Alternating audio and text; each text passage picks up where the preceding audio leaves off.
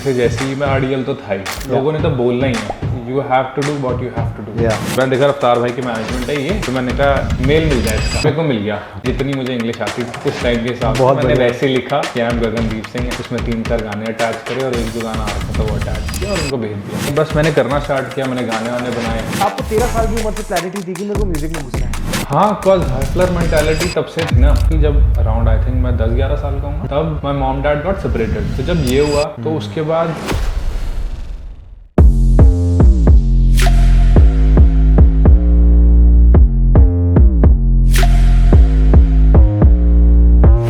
Indian-born modern hip-hop singer Deep Kalsi has established himself in the hip-hop music industry. His most well-known songs include Bajre Da Sitta, Jeen Teri, Karmasutra, Image, and many more. The song Jeen Teri by Jazz Dhami and Raftaar is one of the most renowned duets, while another song, Bajre Da Sitta by Rashmeet Kaur and Ikka, is another noteworthy collaboration.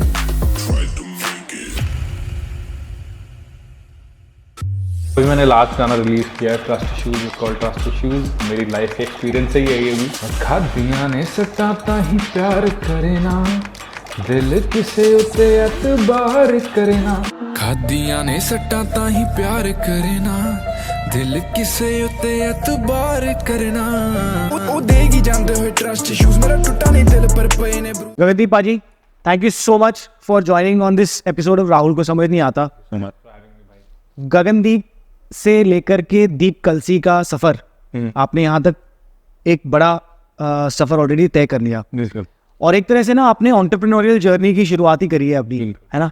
तो इसके अंदर बहुत सारी, सबसे पहला सवाल मेरा आपसे यही है कि बहुत सारे सेल्फ डाउट आते हैं रास्ते में, क्योंकि ऐसा तो है नहीं कि जब आपने 13 साल की उम्र में पहला ट्रैक ड्रॉप करा था तब आपको लग रहा था कि you will hit this milestone.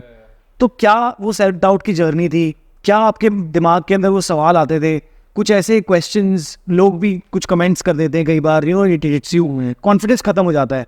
तो कैसे आप इस जर्नी के अंदर, कैसे अपना कॉन्फिडेंस आपने मेंटेन करा, and how did you come up through all those self doubt that came into your head? उसके बारे में थोड़ा सा बताओ।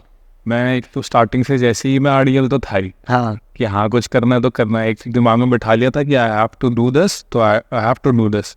लोग बोलते थे, इवन द वे मैं जैसे कपड़े ही पहनता था, लाइक खुली T shirts, baggy gene, full hip hop life जीते थे, तो तब भी आसपास के एरिया के लोग यहाँ से देखे कि व्हाट आर यू वेयरिंग, या व्हाट इज दिस, ऐसे कि पापा के कपड़े पहन लिए क्या नली भाई। तो स्टिल तो ऐसी चीज़ों से ही वो आ गया कि हाँ कि दिस इज बुलशिट। लोगों ने तो बोलना ही है, लोग कहेंगे कुछ ना कुछ, you have to do what you have to do. तो बस मैं करता रहा। इट इज तभी गगनदीप सिंह ने रैप लिखने से, रैप करने से, म्यूजिक प्रोडक्शन करने से, साउंड इंजीनियरिंग करने से, गाने तक सब कर लिया। नाइस। तो कभी मतलब so basically you just took one day at a time, और ज़्यादा फालतू की चीज़ें सोचना नहीं, सुनना नहीं, मेन फंडा यही है। हाँ, कि बस लोग तो बोलेंगे, आप ना सुनो, अगर आप खुश हो ना उस चीज़ को करने में तो आप करो। परफेक्ट। तो अब आप इंडिया के सबसे बड़े हिप हॉप लेबल की फैमिली का एक पार्ट हो रफ्तार पाजी के साथ। So how is that feeling? मतलब कैसा लगता है अब आपको? what comes inside your heart and your mind?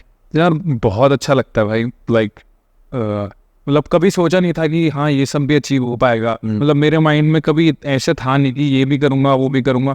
मेरे को था बस मुझे ये करना है जी। आगे मैंने ये कभी नहीं सोचा कि ये हो पाएगा कि नहीं हो पाएगा। अगर मैं ये सोच लेता तो शायद मैं अभी तक कुछ करता ही नहीं। तो जब जो भी चीज़ें मेरे साथ होती है ना, तो मैं हर चीज़ को लेके बहुत ग्रेटफुल फील करता हूँ कि यार क्या पता ये होता ही ना, ये भी मिला ना। करेक्ट। तो दुआ है बस। बहुत ही बढ़िया। तो I remember I was reading about you, अभी बात भी कर रहे थे हम लोग, अंकित भैया को आपने एक मेल डाल दी थी ऐसी रैंडमली, बहुत आपने नहीं सोचा होगा कि इनका रिस्पॉन्स आएगा। हाँ, मैंने जनरली मैं ऐसे बैठा था, मतलब 1-2 साल हो गए थे मैंने कोई गाना पोस्ट नहीं किया था। I am just producing, making music, उस गाने बना रहा हूँ, कंपोज कर रहा हूँ। और जैसे वो रेडी हो गए, काफ़ी सारे गाने, 50-100 गाने इकट्ठे हो गए मेरे पास। तो मैं सोचा यार इनका करना क्या है। तो मैं बेसिकली उस टाइम पे क्या करता था, नॉर्मल क्लाइंट्स पकड़ लिए, रिकॉर्डिंग कर दी उनकी 500 रुपये घंटे के हिसाब से, किसी का म्यूज़िक बना लिया, तो अपना खर्चा चलाता था बढ़िया। हाँ। तो बट मुझे वही नहीं करना था सिर्फ। तो एक्चुअली मैंने कहा किसी मैनेजर होते हैं यार लोगों के ना, किसी के मैनेजर को करके देखते हैं, क्या पता क्या हो जाए। तो गूगल पे मुझे उनका मेल मिला। ऐसे randomly you went search on Google, mail मिल गया। किसी का नाम नहीं डाला, मैंने कहा ऐसे कि मैंने देखा रफ्तार भाई की मैनेजमेंट है ये, तो मैंने कहा मेल मिल जाए इसका पर मेरे को मिल गया। और मैंने उसी टाइम ऐसे जितनी मुझे इंग्लिश आती उस टाइप के हिसाब बहुत मैंने वैसे ही लिखा कि I am Gagandeep Singh, hi sir and ये उसमें 3-4 गाने अटैच करे और एक जो गाना आ रखा था वो अटैच किया और उनको भेज दिया। सो क्या होता है, अराउंड 2 घंटे हुए होंगे, मुझे रैंडम नंबर से कॉल आता है। तो मैं वो कॉल उठाता हूँ, हेलो, तो वो कहते हैं हाँ ब्रो मैं अंकित बोल रहा हूँ। वाह। तो जितने कैजुअली उन्होंने बोला था तो मुझे लगा मेरा एक दोस्त भी है अंकित जो मेरठ रहता है, तो मुझे लगा वो है। मैं कहा हाँ अंकित बोल क्या आ रहा है। वाह। He was like, अरे अंकित करना बोलता हूँ। मैंने कहा यस सर। Don't change. तो he was like कि मैंने सुना आई रियली लाइक इट, तो मैं अभी आगरा से वापस आ रहा हूँ, वी वेंट फॉर गिग, तो एक आध दिन में मिलते हैं। मैंने कहा ठीक है भाई मिलते हैं। तो वो आए, फिर हम मिले एंड वहाँ पे काफ़ी सारी बातें हुई अबाउट द लाइक मैं क्या चाहता हूँ, व्हाट इज़ माय विजन, और कैसे सब कुछ उनको मैंने समझाया, उन्होंने मेरे को समझा, मैंने उनको समझा, एंड देन तब से हम स्टार्ट है। बहुत ही बढ़िया यार। तो ये कभी भी मत सोचना कि सेल्फ डाउट में मत रहना, कभी भी ना किसी से पूछोगे तो कुछ मिलेगा। अगर आप पहला यू हैव टू आस्क, अगर वो पहला कदम ही नहीं उठाओगे ना तो भाई कुछ नहीं होने वाला। तो मेल आईडी मतलब you have to be hungry enough, because he was hungry, he found that email, he wrote that email, he didn't think कि मेरी इंग्लिश सही है कि नहीं है, मेरी कम्युनिकेशन स्किल कैसी है, और जिस बंदे ने देखना था अंकित भैया ने देखा और he finally approached him and here he is यार, वरना ये कहानी नहीं होती है ना। Amazing, fantastic story, thank you for sharing that. तो अब आजकल क्या है ना, सोशल मीडिया के दौर के अंदर कंपैरिजन नाम की चीज़ जो है ना ये बहुत कॉमन होती जा रही है कि इसका इंस्टाग्राम की फॉलोइंग इतनी है, इस टाइम ना गाना ड्रॉप किया तो इतने व्यूज़ आ गए, इसकी इतनी पॉपुलैरिटी बढ़ रही है, इसको ये शो मिल गया, ये वहाँ चला गया परफॉर्मेंस में। तो भाई आप कैसे कंपैरिजन से दूर हटते हो, क्योंकि जर्नी तो विद इन है, हमें अपने आप को अपने साथ के साथ ही कंपेयर करना है, दूसरे को देखेंगे तो मतलब ज़िंदगी बढ़िया नहीं होने वाली। But as an artist how do you protect yourself from this? मुझे लगता है कि आपको कंपेयर करना ही नहीं चाहिए। मतलब लाइक ठीक है कि हेल्दी कंपैरिजन इज गुड, कि आपके दिमाग में होना चाहिए कि मुझे ये सब चीज़ें अचीव करनी हैं जी। आप ये भी नहीं सोच सकते कि नहीं अगर ऐसे भी नहीं भी होगा तो चलेगा, या you have to be that hustler mindset आपका होना ही चाहिए कि मुझे वो करना है तो करना है, किसी भी तरह करना है। बट ऐसे नहीं हो सकना चाहिए कि उसका इतने कम टाइम में होगा, मेरा क्यों नहीं होगा। राइट। सबकी अलग जर्नी है। इवन आप कृष्णा भाई को भी देखो, 14 साल उन्होंने ग्राइंड किया, उन्होंने हासिल किया, उसके बाद जाके he is the hottest rapper right now in India. पर उसके पीछे 14 साल की मेहनत वो है, वो कोई नहीं देख पा रहा ना, ओवरनाइट सक्सेस। वही तो, अगर वो भी सोचते यार बहुत टाइम हो गया और मैं क्विट कर लेता हूँ, लोगों को कृष्णा मिलता ही नहीं। Absolutely very important and well said. तो बट प्रोटेक्ट कैसे करते हो आपको? आप फोन नहीं देखते अपने? क्या फोन साइड में रख देते हो, ऐप पर नहीं जाते? बेसिकली ऐसे कि इतना माइंड स्ट्रांग हो चुका है ना, हाँ, डजंट मैटर कि लोग कमेंट कर रहे हैं, कुछ भी कर रहे हैं, डजंट मैटर एट ऑल। ठीक है, मतलब उन्होंने फिर मेरी वही जो स्टार्टिंग में था कि सबने कुछ ना कुछ कहना है। हाँ, आई डोंट थिक स्किन्ड होना पड़ेगा थोड़ा सा। एग्जैक्टली इस ओनली वे। हाँ, perfect. I think that's a good strategy to have. और अपनी जर्नी पे फोकस करो यार। लास्ट ईयर जो आप थे और इस साल जो आप हो वो बेहतर इंसान होना चाहिए। आई थिंक दैट्स व्हाट मैटर्स। और 1% better with everything that you do is the game of the rule of the game. आप 1% भी बेटर हो रहे हो, आप जो सोचा है आप वो कंप्लीट कर रहे हो अपने टास्क, Yeah. खुद इतने खुश फील करोगे ना कि हाँ यार मैंने किया जो मैंने सोचा। बिल्कुल। तो आप प्रेजेंट में जियो, आप जो आपको करना है टू डू लिस्ट बना लो, उसके हिसाब से कंप्लीट करो। आपको वैसे इतनी अच्छी नींद आएगी यार, खुश रहोगे आप। मजेदार सीन रहता है। तो लाइफ बड़ी हेक्टिक हो जाती है अब तो, बिकॉज टूरिंग आ जाती है, रिकॉर्डिंग सेशंस होते हैं, you have to you know socially engage also with people. तो कैसे मेंटली और फिजिकली आप इसको बैलेंस कैसे करते हो? एक तो मेरा ये रहता है कि मैं वर्कआउट करता हूँ डेली। डेली वर्कआउट होता है इन द मॉर्निंग? माइंड एक सुबह उठते ही बिल्कुल ब्रश किया, मुँह हाथ धोए, straight to the job. Nice. और वहाँ से आता हूँ, बॉडी टायर्ड होती है, इतना ज़्यादा कुछ सोचती भी नहीं है, अपना रेस्ट किया, बड़ा डोमिनो गिरा दिया ना सुबह ही। हाँ, then straight to the studio and पूरा मैं 8 घंटे स्टूडियो के अंदर मैंने वो बांधा हुआ है। चाहे मैं 9 to 5 नहीं करता, मैं चाहे 1 बजे घुसूँ स्टूडियो, चाहे 3 बजे दोपहर को घुसूँ, पर वो मैं 8 घंटे की शिफ्ट लगा के निकलूँ। चाहे मैं अंदर बैठ के सिर्फ म्यूजिक सुनूँ, चाहे मैं म्यूजिक बनाऊँ, चाहे मैं राइट करूँ, कंपोज करूँ, कुछ भी करूँ, शोइंग अप एवरी डे, हर राउंड एवरी डे। तो ये I think because see as I was saying, शुरुआत हमने करी थी एंटरप्रेन्योरियल जर्नी, सेल्फ डिसिप्लिन बहुत ज़रूरी है, बहुत ज़रूरी। क्योंकि अगर आप एक रूटीन नहीं बना पाओगे, एक सेल्फ डिसिप्लिन आप में नहीं होगा तो बहुत आसानी से खो जाते हैं ना, कोई और फिर हमारा रूटीन बना देगा नहीं तो that's really important. Survival of the fittest है, बिल्कुल। You have to be there, या आपको करना पड़ेगा वो। आप ये नहीं कर सकते यार आज मैं वीक हूँ यार आज नहीं कर सकता, मैं क्यों नहीं कर सकता, आपको करना पड़ेगा। एक घर पे भी एक फैमिली को चलाने के लिए अगर जो घर का मर्द जिसको बोलते हैं फादर द फैमिली, वो नहीं देखता कि मेरे को घर बैठना है या कुछ, वो जाते हैं चाहे बीमार है चाहे जो मर्जी है, क्योंकि he is a bread earner, उसको सबको खिलाना है। करेक्ट। आपको माइंडसेट लाना पड़ेगा, तभी मैं अपने डैड से बहुत इंस्पायर होता हूँ। नाइस। माइंडसेट की आपने बात करी बाजी, तो आई थिंक एक बहुत इंपॉर्टेंट लाइफ में एक एस्पेक्ट होता है कि माइंडसेट कैसा है आपका, वो पॉजिटिव है नेगेटिव है, कि आप ऐसे लोगों के साथ घिरे हुए हो जो आपको कभी ऊपर नहीं जाने दे रहे। कई बार माँ बाप भी ऐसे होते हैं कि वो बोलते हैं कि भाई अपना सिक्योर नौकरी में जाओ, because I started my background from a very humble background, तो यू नो बहुत सिंपल सी लाइफ थी हमारी। तो माँ बाप को समझाना आपकी एज के अंदर कि मैं म्यूजिक में जाना चाहता हूँ, which is completely of track, क्योंकि माइंडसेट होता है ना, एक तो बढ़िया फैमिलीज होती है, उनको पता है कि भैया हमारे बच्चे ने आके गले में बैठना है और he is gonna run the business, गले में बैठना मतलब बिजनेस, तो उनका एक क्लियर होता है कि भैया कॉलेज कर रहे हो, then you start running this operation that we have, his role is set. Versus एक एम्प्लॉय माइंडसेट होती है जो अपने बच्चों को वही करते हैं कि आप पढ़ रहे हो क्योंकि आप एक नौकरी कर पाओगे और एक नौकरी के साथ आप अपनी जिंदगी, करेक्ट। तो आपने कैसे डील करा, आप ये कैसे ब्रेक करा घर वालों को कि मैं म्यूजिक में जाना चाहता? मतलब मॉम डैड को तो समझ नहीं आता था पहले से, क्योंकि मेरी फैमिली में म्यूजिक से रिलेशन कुछ है ही नहीं, कोई एक बंदा नहीं है जो म्यूजिक। इमेजिन मैंने करना स्टार्ट किया, मैंने गाने वाने बनाए, ऐसे ही डाला, उनको कुछ नहीं पता था।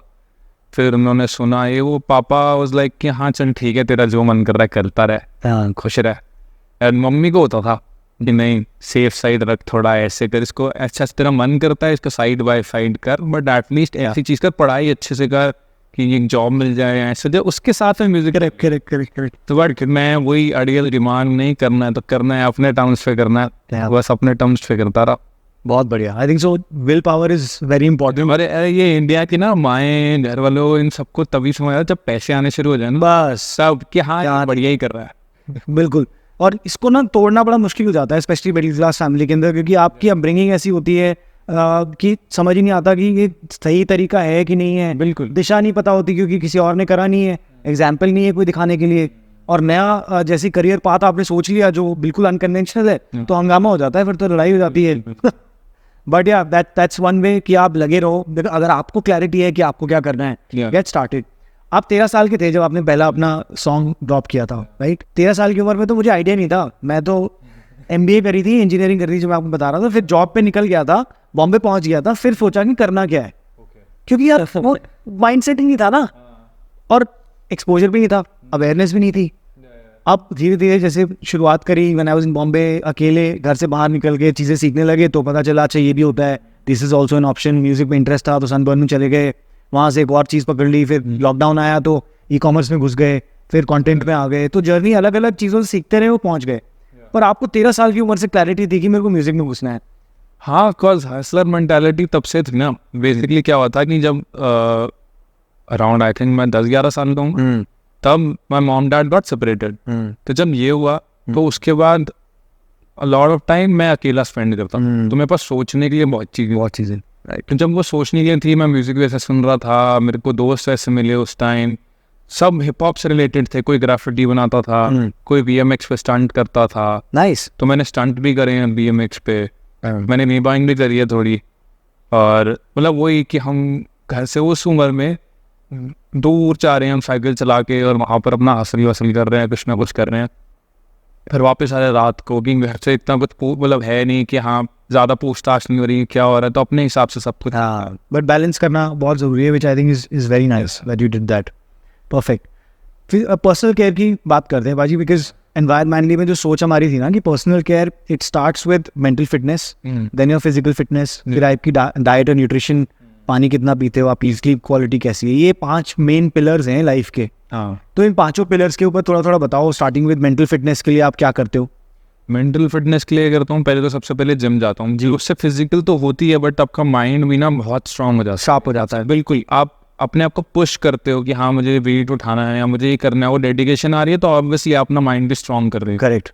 और साथ साथ मैं लाइक वॉक्स तो भी जाता हूँ। लॉन्ग वॉक भी बहुत सही रिलैक्सिंग तरीका है। बहुत सही, गार्डन में वॉक कर रहे हो, अब बस कुछ नहीं सोच रहे, चिड़िया की आवाज़ सुन रहे हो, इट्स सो रिलैक्सिंग। यस, या मुझे ड्राइव बहुत पसंद है। मैं ड्राइव पे अकेला जा रहा हूँ, म्यूजिक चल रहा है ना, मैंने कितने गाने सिर्फ ड्राइव करते करते लिखे हैं। इनसे दिमाग में कुछ आ गया, कुछ लिख लिया, क्योंकि मेरे हिसाब से मेरे लिए वर्क करता है ये। ड्राइव करते हुए मेरा ना दिमाग बहुत एक स्ट्रेट ऐसे चलता है और बहुत सही लगता है वो। ये ऐसे मेरा माइंड भी सॉर्ट हो गया, जिम से मेरा फिजिकल हो गया। बाकी मैं अपनी डाइट का बहुत ख्याल रखता हूँ कि मुझे पूरे दिन में इतनी कैलोरीज कंज्यूम। तो कैसे कैलकुलेट करते हो? मतलब do you keep a check की आदत हो गई है तो ब्रेकफास्ट में थोड़ा कार्ब बहुत कम लेता हूँ। तो सुबह उठा तो उस टाइम ही कार्ब्स होंगे जिम जाने से पहले, फिर जिम से आके मैं अपना प्रोटीन शेक पीता हूँ, और उसके बाद जो भी घर में बनाऊँ, मेरे को ऐसा नहीं है कि कुछ वो है, बट मैं रोटी नहीं खाता। हाँ सही, मतलब थोड़े से कार्ब्स ले लिए, बहुत थोड़े, उसमें फ्रूट ले लिए कार्ब्स की जगह, वो फील बिल्कुल बिल्कुल बिल्कुल। And that's it. और रात को भी मैं 7-8 बजे तक खाना खा लेता हूँ,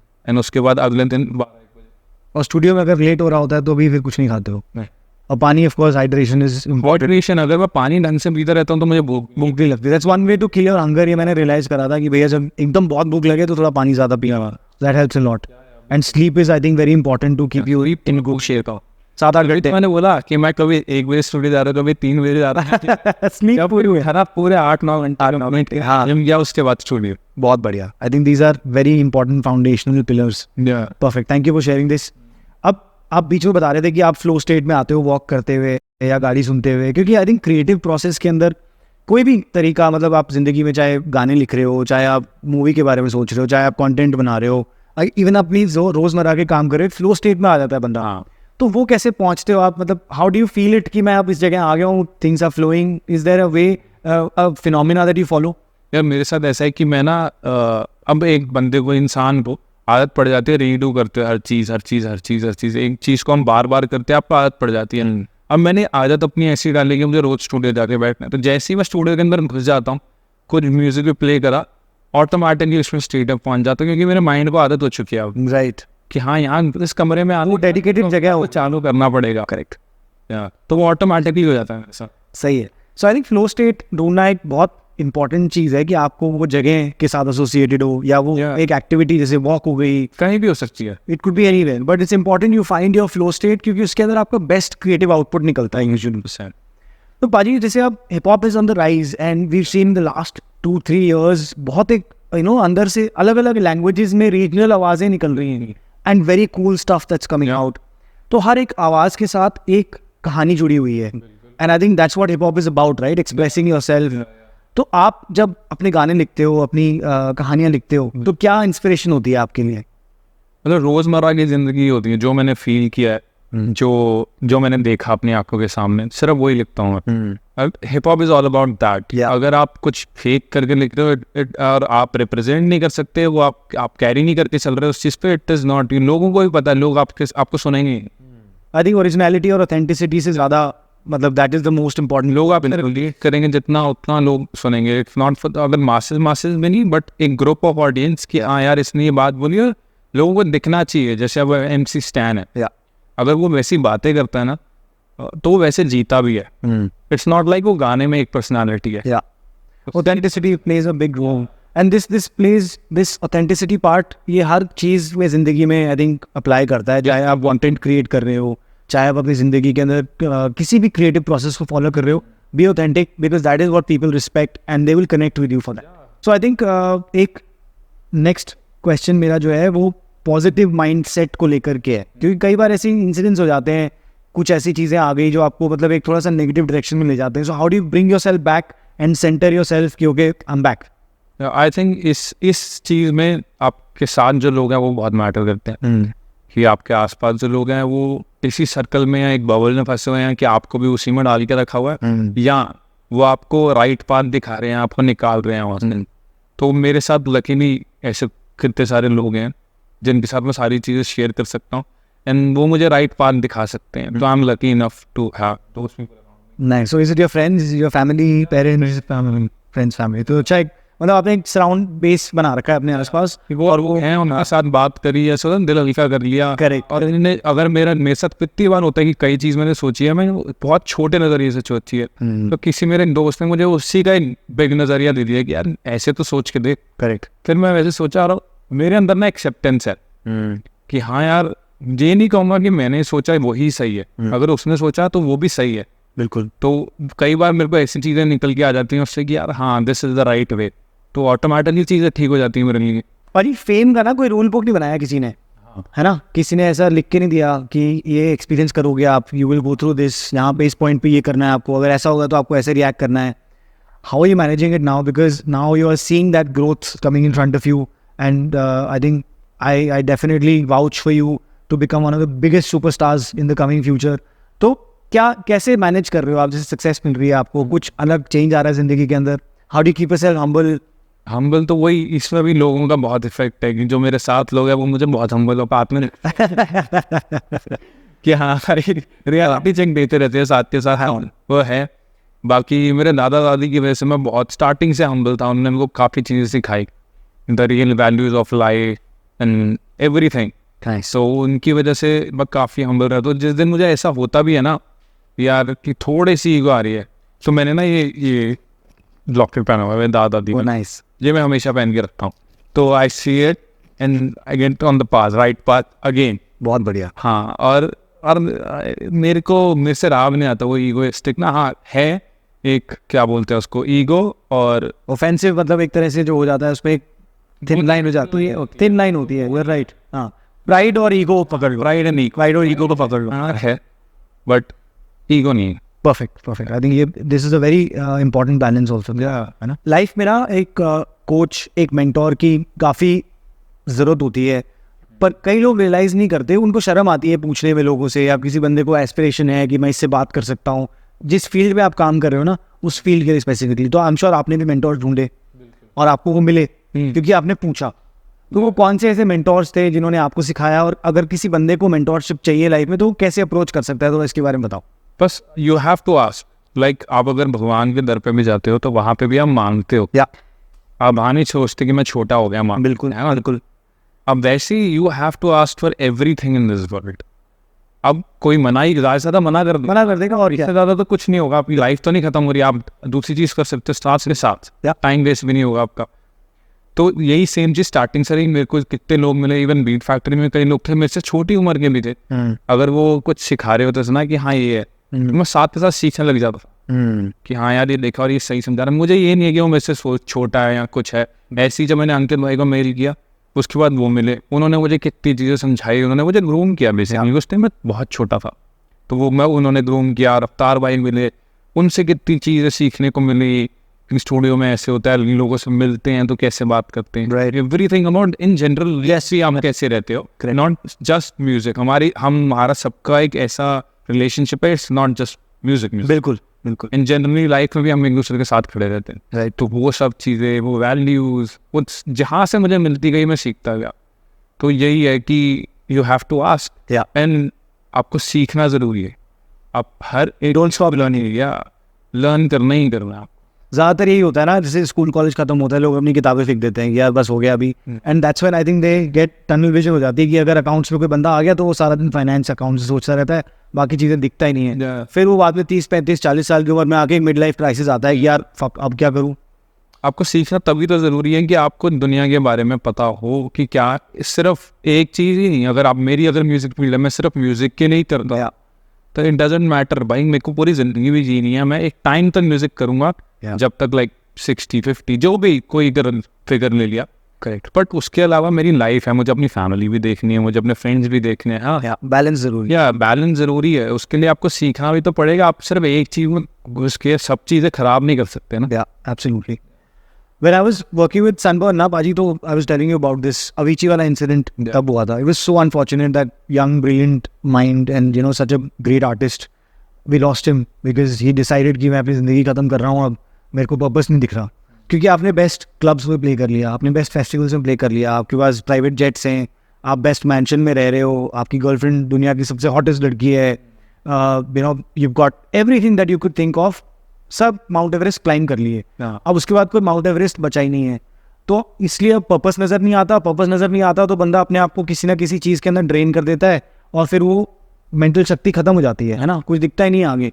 तो आप कैसे इंश्योर कर रहे हो कि आप लॉन्ग टर्म सोचो, और जब आप ऑफकोर्स यूर नियर देयर, आपकी माउंट एवरेस्ट आने दिखनी शुरू हो गई है आपको, अब आप चढ़ भी जाओगे इसको थोड़े दिन में, पर आप कैसे इंश्योर करोगे कि आप उस माउंट एवरेस्ट पे चढ़ने के बाद वहाँ बने रहो और उसको थोड़ा सा लॉन्ग टर्म सोचो, 10 साल 20 साल, वो क्या सोच रहे हो आप?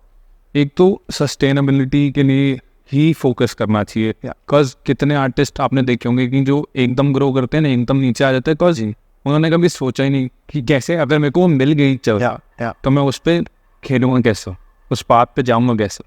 उनको सिर्फ वो अचीव करना था। मेरा गोल हमेशा से वो नहीं है कि मुझे सिर्फ वो ही अचीव करना।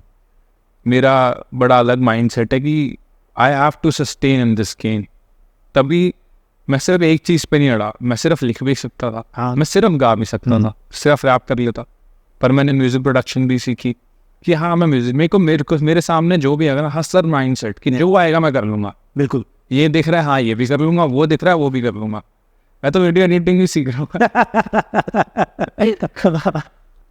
तो यही है मेरा गोल, यही है कि मैं मतलब बेसिकली मैं एक लॉन्ग टर्म गोल बना रखा है मैंने अपनी लाइफ पे कि हाँ ये चीज़ें तो अचीव करनी है, हाँ। और वो कैसे भी करनी है। तो अब यही है कि जो चीज़ें मेरे वे में आती रहेंगी मैं करता चलूँगा। तो कोई ऐसे चैलेंजेस के बारे में बताओ जो आपने फेस करे हों in your this journey from that 13-year-old boy who dropped his first single to today who you are। काफ़ी सारे चैलेंजेस आए होंगे, कोई एक ऐसा बड़ा चैलेंज बताओ, आपने कैसे उसको ओवरकम करा, कैसे दिमाग चला गया इसको इस तरह से हैंडल करता हूँ, कुछ इंस्टेंस बताओ थोड़ा सा। यार जब छोटा था ना, उस टाइम पे हम स्टेज पे जब भी जाते थे तो उस स्टेज पे चढ़ने से पहले मेरे को लगता था मेरा पेट खराब होने लग रहा है, उल्टी ऐसा फील हो रहा है, हाँ, स्टेज फ्राइट टाइप्स फील। बहुत ज़्यादा। हाँ। तो उस टाइम पे अपन यही होता था कि यार किसी भी तरह ये टाइम निकल जाए। और आज का टाइम है कि अब मैं स्टेज पे अगर मैं सो के भी उठाऊँ ना, I can go to the stage, right. और मेरे हिसाब से ये रिपीटेशन ही होता है कि आप जितनी बार चीज़ रिपीट करोगे उतना कॉन्फिडेंस बिल्ड होगा आपका, और आप उतने अच्छे से वो चीज़ कर पाओगे। या परफेक्ट। और जब टूरिंग वगैरह करते हो तो लाइफस्टाइल बहुत इम्पैक्ट होता है ना, बिकॉज सोने का कोई टाइम नहीं है, खाने का कुछ वो नहीं है। तो ये तो आप तो आर्टिस्ट हो, हम लोग तो जब when we used to tour तो हम तो परेशान हो जाते थे यार, 2-3 सिटीज़ के अंदर की सोने का टाइम खत्म हो गया, रात को लेट तक इवेंट चल रहा है, उसके बाद आफ्टर पार्टीज भी होती थी, नेक्स्ट डे फिर फ्लाइट लो, तो इट गेट्स वेरी हेक्टिक और सारी ज़िंदगी उथल पुथल हो जाती है।